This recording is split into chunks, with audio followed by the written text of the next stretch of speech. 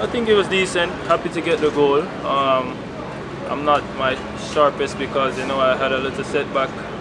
I was out for a couple weeks. I think 2 weeks, 2.5 weeks. So I wasn't really much sharp. I was just basically working on just getting fit as possible for the game and being available for my team.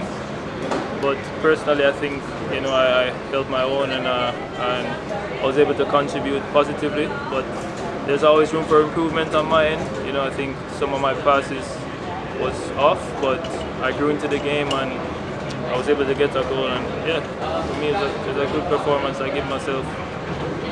Talk about that build up to the goal a little bit. Just like where your head was at.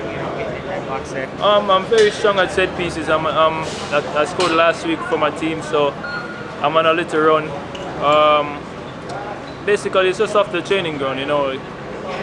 That's my run. The team kind of create or design the set pieces around me. We did it a couple of times, at least not a couple, like 10 times yesterday, and we ran it from the wing and it paid off.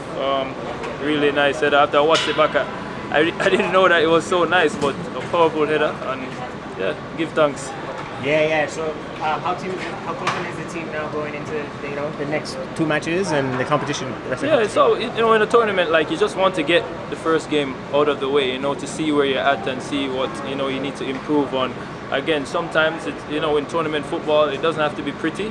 You just have to get points on the board and get results, and that's what we're focused on. Because again, if we become champions and we don't play good football, we're still champions. So at the end of the day, we have 1 point on the board. The US have 1 point. We're tied at the top, so just have to go into the next game and score some goals.